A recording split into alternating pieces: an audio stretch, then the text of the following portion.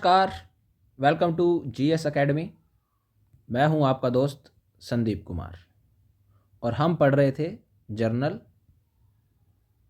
Science के बारे में। तो जिसके अंतर्गत हमने लास्ट लेक्चर में हमारा जो परमाणु का सारा स्ट्रक्चर था वो कंप्लीट कर लिया है। ठीक है।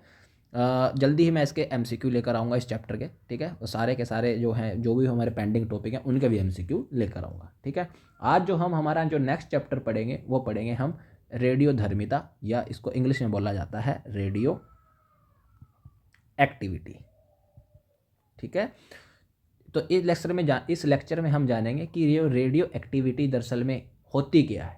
ठीक है। और इसके फ़ायदे क्या हैं। ठीक है। और इसके नुकसान क्या हैं। ठीक है। तो रेडियो धर्मिता, देखो यहाँ पर आपको इंट्रोडक्शन में लिखा हुआ है कि रेडियो धर्मिता क्या है। एक एटम या अणु के हृदय से निकलने वाली क्या है, ये शक्ति है, या फिर इसको बोल दिया जाता है पावर है। ठीक है। तो एक अदृश्य शक्ति है जो हमें मतलब दिखाई नहीं देती। ठीक है। लेकिन जब हम साइंटिफिक इंस्ट्रूमेंट का इस्तेमाल करते हैं तब हम इसका मतलब यूज़ देख पाते हैं कि कहानी है जिसने विज्ञान और मानवता की क्या कर दी है, दिशा बदल के रख दी है। ठीक है। तो चलिए शुरू करते हैं। ठीक। तो देखिए सबसे पहले तो एक साइंटिस्ट का नाम याद रखना जिनका नाम है हेनरी बैकरेल। ठीक है। इन्हें ही बोला जाता है फादर ऑफ रेडियो एक्टिविटी, मतलब इन्होंने जो है वो रेडियो धर्मिता की खोज करती। इनके साथ में अगर आप याद रख सकते हो तो मैडम क्यूरी का नाम भी याद रख लेना। ठीक है। तो इन दो का तो कम से कम याद रखना है। तो सबसे पहले आता है मेरे पास कि रेडियो धर्मिता क्या है। ठीक है। तो क्या होगा, यह कुछ अस्थिर तत्व, ठीक है, अनस्टेबल क्या होंगे, एलिमेंट के द्वारा अनायास, ठीक है, मतलब खुद खुद कर रहे हैं, वो कोई करवा नहीं रहा है, खुद अनायास ऊर्जा और कणों को क्या करते हैं, वो उत्सर्जित करने की प्रक्रिया है। तो इन निकलने वाली ऊर्जा या कणों को या किरणों को क्या नाम दे दिया हमने, रेडियो एक्टिव किरणें का नाम दे दिया। ठीक है। तो कुछ हमारे पास क्या होंगे, अनस्टेबल एलिमेंट होंगे। अनस्टेबल जानेंगे अभी, अनस्टेबल का मतलब क्या होता है। ठीक है। तो कल हम लास्ट लेक्चर में मैंने पढ़ा था ना कि परमाणु जो होता है वो 3 कणों से मिलकर बना है, इलेक्ट्रॉन, प्रोटॉन और न्यूट्रॉन। बस अब इन्हीं का ही कंपोजिशन आएगा। अगर उसको स्टेबल होना है और अनस्टेबल होना है तो सारा खेल इन दो का है। ठीक है। तो अभी नेक्स्ट स्लाइड्स में आपको पता लग जाएगा। ठीक है। तो अस्थिर तत्वों द्वारा अनायास ही ऊर्जा, कणों या किरणों का क्या किया जा रहा है, उत्सर्जन किया जा रहा है। तो इन्हीं को बोल दिया गया है, क्या बोल दिया गया है, रेडियो एक्टिविटी बोल दिया है। ठीक है। तो खोजकर्ता कौन है इसके, तो फ्रांसीसी वैज्ञानिक है जिनका नाम क्या है, हेनरी बैकरेल है। ठीक है। यह खोज एक अदृश्य शक्ति के रूप में अस्तित्व में सामने आई जो पदार्थ के भीतर से ही क्या हो रही है, उत्पन्न हो रही है और स्वतः ही उत्पन्न हो रही है। ठीक है। अपने आप ही हो रही है, किसी ने करवाई नहीं है। बाद में साइंटिस्ट ने जब डिस्कवरी वगैरह की है और जाना है, तब हम अब बोलते हैं आर्टिफिशियल, अब हम करवा सकते हैं। ठीक है। पहले ये खुद हो रही है, अब हम करवाते हैं, तो उसको बोला जाता है आर्टिफिशियल रेडियो एक्टिविटी। ठीक है। कैसे होती है वो भी हम जानेंगे। ठीक।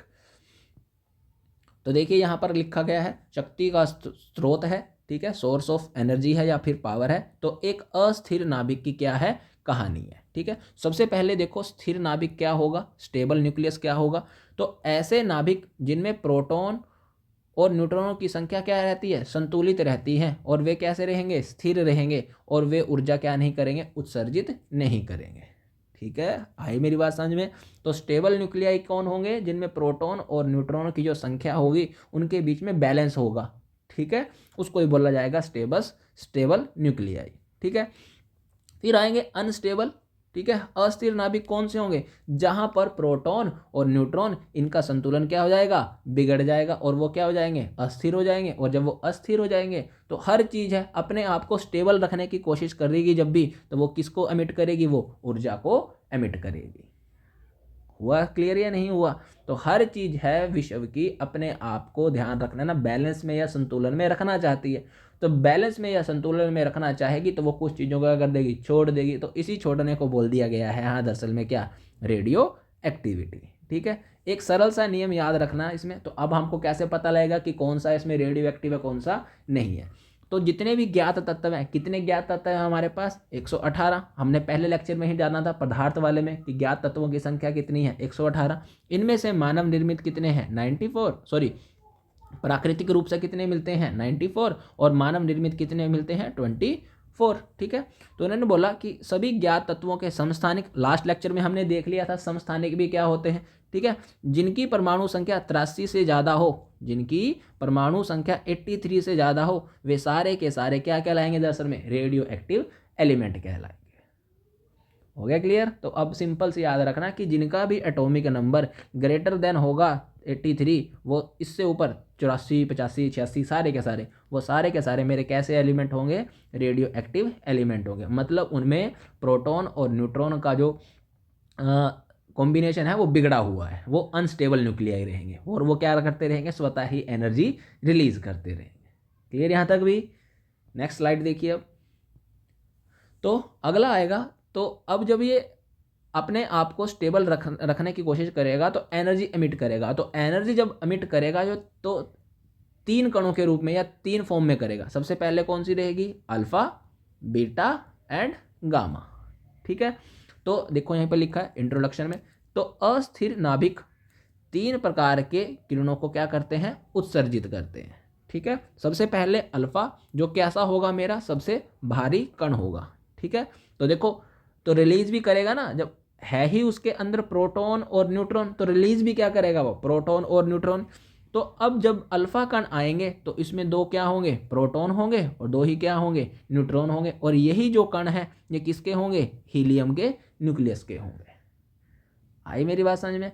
तो जब भी अल्फा कण निकलेंगे रेडियो एक्टिव एलिमेंट से, जिसको बोला जाता है DK of radio active element, तो ध्यान रखना है अल्फा कण जब निकलेंगे तो उसमें से 2 इलेक्ट्रॉन निकलेंगे, 2 ही न्यूट्रॉन निकलेंगे। और 2 इलेक्ट्रॉन और 2 न्यूट्रॉन किसके होते हैं, हीलियम के। तो जो बाहर निकला है दरअसल में वहाँ से एटम, वो किसका एटम है, सिर्फ और सिर्फ हीलियम का ही एटम है। और उसके ऊपर कैसा चार्ज होगा, हमेशा पॉजिटिव चार्ज होगा। क्लियर यहाँ तक। उसके बाद निकलेगा तेज तर्रार इलेक्ट्रॉन, ठीक है, द स्विफ्ट इलेक्ट्रॉन, जिसको बोला जाएगा क्या, बीटा, ठीक है। तो क्या निकलेगा, अब 1 इलेक्ट्रॉन निकलेगा, तो एक उच्च ऊर्जा वाला क्या निकलेगा, इलेक्ट्रॉन। और इलेक्ट्रॉन के ऊपर कैसा चार्ज होता है, नेगेटिव चार्ज, ठीक है। तो भारी कण अल्फा कण, तेज कण इलेक्ट्रॉन, ठीक है। फिर उसके बाद आएगा अभेद्य ऊर्जा तरंग, द अनस्टॉपेबल वेव, जिसकी एनर्जी क्या होगी, सबसे ज़्यादा होगी। यह कण नहीं, बल्कि कण नहीं है, ना तो इलेक्ट्रॉन है, ना प्रोटॉन है, ना न्यूट्रॉन है। तो यहाँ निकल गए ना, ये इलेक्ट्रॉन प्रोटॉन यहाँ निकल गए, न्यूट्रॉन निकल यहाँ निकल गए, इन दोनों में सॉरी। तो यह कण नहीं है, बल्कि उच्च आवृत्ति वाली क्या है, इलेक्ट्रोमैग्नेटिक वेव्स हैं, और इनके ऊपर कोई भी चार्ज नहीं होता। यह क्या होंगी, उदासीन होंगी। क्लियर। तो जब भी डीके होगा तो आपके पास 3 प्रकार की क्या निकलेंगी, एक तरह से किरणें निकलेंगी, अल्फा, बीटा और गामा। अल्फा निकल रही है तो सबसे भारी कण है, इन तीनों में सबसे भारी यही है क्योंकि वेट ज़्यादा होगा उसका, ठीक है। फिर दूसरा बीटा होगा, जिसमें सिर्फ और सिर्फ क्या होगा, स्पीड ज़्यादा होगी। और गामा जो कैसी होगी, इलेक्ट्रोमैग्नेटिक वेव्स होंगे। अब आता है इनकी भेदन क्षमता, इनकी पेनिट्रेशन पावर, किसकी, अल्फा, बीटा और गामा की। तो अल्फा की जो पेनिट्रेशन पावर है, किसी भी चीज़ को भेदने की जो पावर है, वो सबसे कम होगी। बीटा की थोड़ी ज़्यादा हो जाती है, और गामा की जो होती है वो सबसे ज़्यादा। ये किसी भी चीज़ को क्या कर सकती है, पेनिट्रेट कर सकती है, ठीक है। यहीं पर लिखा है कि गामा की जो भेदन क्षमता है वो क्या होती है, सर्वाधिक होती है। क्लियर यहाँ तक भी। तो ये क्वेश्चन डायरेक्ट पूछे जाते हैं। ये बताइए, निम्नलिखित में से जब भी रेडियो एक्टिव पदार्थ डीके होगा तो 3 प्रकार की किरणें तो निकलेंगी, रेडिएशन तो निकलेंगी, लेकिन किन की जो भेदन क्षमता होती है वो सर्वाधिक होती है। तो ध्यान रख लेना वो किसकी होती है, गामा रेज की होती है, ठीक है। इनफैक्ट ये आदमी के शरीर को भी पार कर लेती है, ठीक। अब आता है शक्ति के 2 मार्ग हैं, अणु को विभाजित करना और अणु को क्या करना है, जोड़ना है, ठीक है। तो यहाँ पर कहा गया है, ठीक है। तो अब ये एनर्जी है, ये जो प्रोड्यूस हो रही है, ये 2 तरीकों से हो सकती है। एक, या तो उन कणों को क्या किया जाए, जोड़ा जाए, या फिर एक कण को ही क्या करा जाए, तोड़ा जाए। तो उसी माध्यम से यहाँ पर कहा गया है, ठीक है। तो केंद्रीय विचार, सेंट्रल आइडिया क्या है कि नाभिकीय ऊर्जा को प्राप्त करने के, न्यूक्लियर एनर्जी को प्राप्त करने के हमारे पास कितने तरीके हैं, 2 तरीके हैं, जो दोनों एक दूसरे के क्या हैं, विपरीत हैं, ठीक है। पहले तरीके में कहा गया है नाभिकीय विखंडन, न्यूक्लियर फ्यूजन, ठीक है। तो विखंडन का मतलब ही क्या होता है, टूटना। तो मतलब हम इसमें क्या करेंगे, एक भारी न्यूक्लियस को क्या करेंगे, 2 छोटे छोटे कणों में या 2 हल्के हल्के नाभिक में क्या कर देंगे, तोड़ देंगे। और जब ऐसा होगा तो साथ में ऊर्जा निकलेगी और साथ में क्या निकलेगी, हमारे पास प्रकाश वगैरह भी निकलेगा ही निकलेगा। तो ये बोला जाता है विखंडन। दूसरा आता है नाभिकीय संलयन, फ्यूजन। इसमें क्या होगा, दो हल्के नाभिक मिलकर एक भारी नाभिक का क्या करेंगे, निर्माण करेंगे और साथ में ऊर्जा और प्रकाश क्या करेंगे, उत्सर्जित करेंगे। ठीक है। अब देखिए यहाँ पर पहला मार्ग दिखाया गया है नाभिकीय विखंडन। ठीक है, तो कैसे करेंगे कैसे नहीं तो ये बताना है हमको। तो एक भारी, ठीक है, अस्थिर नाभिक जैसे यूरेनियम पर एक न्यूट्रॉन से प्रहार किया जाता है। तो ये यूरेनियम है मेरे पास, ठीक है। अब इसके ऊपर मैंने क्या करा है, एक न्यूट्रॉन से हमला करा है, न्यूट्रॉन की क्या करी है, बमबारी की है। ठीक है, जैसे ही मैं इसके ऊपर न्यूट्रॉन की बमबारी करूंगा, ठीक है, ये जो नाभिक है ये क्या हो जाएगा, अनस्टेबल हो जाएगा। जैसे ये अनस्टेबल होगा तो नाभिक जो होगा दो या दो से अधिक छोटे नाभिकों में क्या हो जाएगा, विभाजित हो जाता है, जिससे भारी मात्रा में क्या निकलेगी, ऊर्जा निकलेगी। ठीक है, एक तरह से यही मेरे पास क्या बन गई फिर, आर्टिफिशियल रेडियो एक्टिविटी बन गई। जब मैं बाहर से, एक तो हो रहा है खुद और एक होता है जब हम करवाएंगे, तो उसी को बोला जाता है आर्टिफिशियल रेडियो एक्टिविटी। ठीक है, अब आते हैं शक्ति के दो चेहरे हैं। ठीक है भाई, जब हमने ऐसा करा है कि विखंडन कर दिया है चीज़ों का, तो हम इसका जो एनर्जी आएगी इसका दो तरह से इस्तेमाल कर सकते हैं।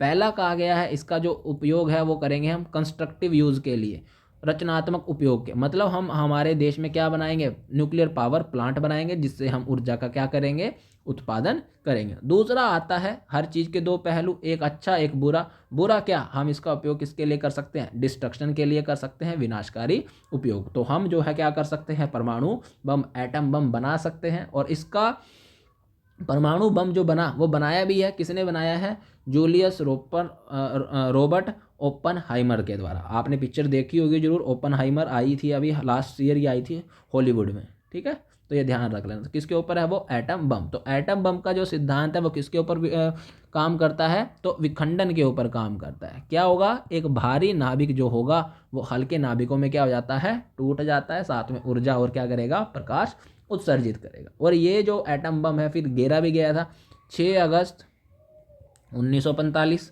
ठीक है, और 9 अगस्त 1945 किसके ऊपर, जापान के हिरोशिमा और नागासाकी पे। पहले बम का नाम जो गिराया गया था उसका नाम था लिटिल बॉय और दूसरे का नाम था, उसका नाम था फैटमैन।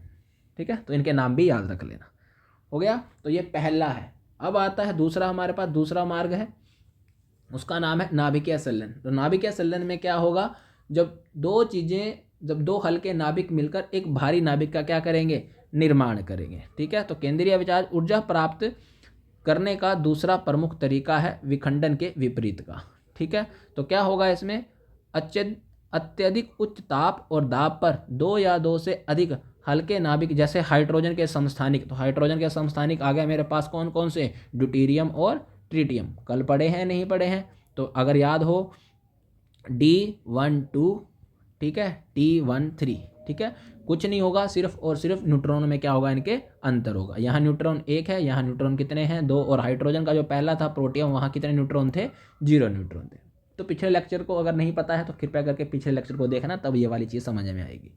ठीक है, तो क्या करेंगे अब हम, दो हल्के, ठीक है, नाभिक जो कौन से होंगे, हाइड्रोजन के समस्थानिक होंगे, मिलकर किसका निर्माण करेंगे, एक भारी नाभिक का निर्माण करेंगे। तो जब ये दोनों मिल जाएंगे तो एक भारी नाभिक बनेगा, किसका बनेगा, वो भारी नाभिक बनेगा हीलियम का। साथ में क्या देगा मेरे को, वो ऊर्जा देगा और क्या देगा, प्रकाश देगा। ठीक है, इस प्रक्रिया में विखंडन से कई अधिक ऊर्जा क्या हो जाती है, उत्पन्न होती है। ठीक है, तो इसमें जो है संलयन में जो है वो ज़्यादा ऊर्जा पैदा होगी, किसके कंपैरिजन में, विखंडन के कंपैरिजन में। इसीलिए अब इसके भी दो चेहरे आएंगे, शक्ति के दो चेहरे। एक होगा प्राकृतिक स्रोत, नेचुरल रिसोर्स, और दूसरा होगा विनाशकारी। ठीक है, तो सूर्य और अन्य तारों की ऊर्जा का स्रोत जो माना जाता है वो यही माना जाता है, कौन सा, नाभिकीय संलयन। ठीक है, क्या होगा, क्योंकि आपने पढ़ा ही होगा कभी ना कभी कि जो हाइड्रोजन है इस पर जो एलिमेंट पाया जाता है सर्वाधिक, हाइड्रोजन है 71%, और दूसरा कौन सा है, हीलियम है आई थिंक 28 के आसपास। तो देखो हाइड्रोजन की क्या है, अधिकता है। तो हाइड्रोजन की अधिकता के कारण यहाँ पर फिर दो हाइड्रोजन के एटम मिलेंगे, ठीक है, एक भारी नाभिक हीलियम का निर्माण करेंगे, साथ में प्रकाश और क्या देंगे मेरे पास, ऊर्जा देंगे। ठीक है। तो देखो फिर सन में देखो कितनी एनर्जी है, कितनी ऊष्मा है, कितना प्रकाश है, ठीक है। किसके कंपैरिजन में? एटम बम के कंपैरिजन में, परमाणु बम के कंपैरिजन में, ठीक है। दूसरा आता है फिर इसका विनाशकारी उपयोग, जैसे उसका था वैसे इसका। तो इससे हम क्या बना सकते हैं? हाइड्रोजन बम बना सकते हैं, जिसके जो आविष्कारक हैं उनका नाम क्या है? एडवर्ड टेलर है। तो ध्यान रख लेना, परमाणु बम से 1000 गुना ऊर्जा पैदा करता है कौन? Hydrogen bomb. इसीलिए जो नॉर्थ कोरिया है, ठीक है, नॉर्थ कोरिया, वो हमेशा धमकी देता है यूएसए को कि मैं जो है वो हाइड्रोजन बम क्या कर दूंगा? फोड़ दूंगा, मेरे को ना छेड़ो, ठीक है। तो ये वाली चीज़ है। तो सैंक्शन लगा के रखे हैं अमेरिका ने उसके ऊपर भी, ठीक है, कि उस पागल का कोई भरोसा नहीं, कब क्या कर दे। क्लियर ये वाली चीज़ें। अब यहाँ पर डायग्राम दे रखा है, इत्मीनान से बैठ के वीडियो को पॉज करके इस चीज़ को देख लेना है, ठीक है। तो नाभिकीय विखंडन, नाभिकीय संलयन। विखंडन का मतलब टूटना, भारी नाभिक दो हल्कों में क्या हो जाएगा? टूट जाएगा। संलयन का मतलब दो हल्के नाभिक मिलकर एक भारी नाभिक का क्या करेंगे? निर्माण करेंगे, ठीक है। ईंधन के रूप में किसका इस्तेमाल करा जाएगा? यूरेनियम का, प्लूटोनियम का, जो क्या होंगे? भारी एलिमेंट होंगे। यहाँ किसका? हाइड्रोजन के समस्थानिक का, जो कैसे होंगे? हल्के होंगे, ठीक है। ऊर्जा का उत्पादन अधिक, बहुत अधिक, लेकिन विखंडन से भी बहुत अधिक, मतलब 1000 गुना आपको एनर्जी ज़्यादा देखने को मिलेगी। उदाहरण के लिए परमाणु बम में या फिर न्यूक्लियर पावर प्लांट में इसका इस्तेमाल किया जा सकता है, हाइड्रोजन बम के रूप में या फिर सूर्य की ऊर्जा के रूप में। तो ये डायग्राम याद रखना अपने, जब भी आप लोग कोई भी एग्जाम देने जाओ तो इसका स्क्रीनशॉट रख लेना, यहाँ से भी क्वेश्चन बहुत सारे पूछे गए हैं। क्लियर यहाँ तक? उसके बाद कह रहा है कृत्रिम, आर्टिफिशियल। तो आर्टिफिशियल में वो भी बताया मैंने कि मेरे पास क्या होगा? एक स्थिर होगा नाभिक, उसके ऊपर मैं बम्बार्डमेंट करूंगा किसकी? न्यूट्रॉन की। वो क्या हो जाएगा? अनस्टेबल हो जाएगा, बस फिर वो क्या हो जाएगा? रेडियोधर्मी आइसोटोप बन जाएगा, ठीक है। जैसे ही अनस्टेबल और वैसे ही फिर वो एनर्जी क्या करने लग जाएगा? एमिट करने लग जाएगा, ठीक है। तो एक स्थिर नाभिक पर न्यूट्रॉन जैसे कणों की बमबारी करके उन्हें रेडियोधर्मी बनाने की प्रक्रिया है, मतलब रेडियो एक्टिव उनको हम बना देंगे और वो एनर्जी एमिट करता रहेगा। महत्व क्या है इसका? उपयोग क्या है? तो इसने चिकित्सा और अनुसंधान के लिए रेडियो एक्टिव तत्वों के निर्माण को क्या कर दिया है? संभव बना दिया है, ठीक है। तो अब जो है हम चिकित्सा में, रिसर्च में रेडियो एक्टिव एलिमेंट्स का क्या करते हैं? इस्तेमाल करते हैं इस प्रोसेस के बाद, ठीक है। तो देखो अब इसका जो है डाइवर्स एप्लीकेशन है। तो रेडियोधर्मिता केवल बम और बिजली संयंत्रों तक सीमित नहीं है, इसके सकारात्मक उपयोग भी हैं। जैसे चिकित्सा में कैंसर के उपचार के लिए रेडियोथेरेपी वगैरह, मेडिकल इमेजिंग वगैरह, एक्सरे वगैरह करना है आप लोगों को, स्कैनिंग वगैरह करनी है, ठीक है। कार्बन डेटिंग आपको करनी है, मतलब चट्टानों का पता लगाना है कि कौन से चट्टान कितनी पुरानी है, कितनी नहीं है। तो कार्बन डेटिंग जैसी तकनीकों से पुरातात्विक वस्तुओं की आयु का पता लगाना। तो एग्जाम में ये, अगर कोई एग्जाम दिया था ना, तो हिस्ट्री वगैरह के एग्जाम में पूछा गया कि पुरानी चीज़ों को देखने के लिए, उनकी आयु का पता लगाने के लिए किस टेक्निक का इस्तेमाल किया जाता है? तो उसका नाम है कार्बन डेटिंग। कार्बन डेटिंग सिर्फ और सिर्फ किस पर आधारित है? रेडियो एक्टिविटी पर ही आधारित है। इसके अलावा आता है उद्योग या फिर इंडस्ट्री वगैरह में भी ध्यान रख लेना, उत्पादों की जांच करने के लिए, जो हमारे प्रोडक्ट होते हैं उनकी गुणवत्ता की जांच करने के लिए रेडियो एक्टिविटी का इस्तेमाल किया जाता है। क्लियर? और लास्ट में जो हमने पूरा चैप्टर पढ़ा उसकी ये समरी है, ठीक है। खोजकर्ता बता रखा है कौन सा है? हेनरी बैकरल और मैडम क्यूरी। अस्थिर नाभिक कौन से होंगे? जिनका जो एटॉमिक नंबर होगा वो 83 से ज़्यादा होगा और वो स्वतः ही क्या करते रहेंगे? ऊर्जा को उत्सर्जित करते रहेंगे। जब रेडियो एक्टिविटी होती है तो किरणें निकलती हैं, अल्फा, बीटा, गामा। भारी, हल्का तरंग, कम भेदन, मध्य भेदन और उच्च भेदन, ठीक है। उपयोग कहाँ कहाँ कर सकते हैं हम इनका? जो चिकित्सा में कर सकते हैं, कार्बन डेटिंग में कर सकते हैं और इंडस्ट्री वगैरह में भी कर सकते हैं। शक्ति के दो हमारे पास मार्ग हैं इसी रेडियो एक्टिविटी के तहत, ठीक है। एक होता है विखंडन और एक होता है फ्यूजन। विखंडन का मतलब टूटना, संलयन का मतलब होता है जुड़ना। तो यहाँ पर आ गया परमाणु, यहाँ पर आ गया मेरे पास एटम बम, यहाँ पर आ गया परमाणु बम, यहाँ पर आ गया मेरे पास न्यूक्लियर पावर प्लांट और इधर आ गया मेरे पास तारों या फिर सूर्य की एनर्जी का सोर्स, ठीक है।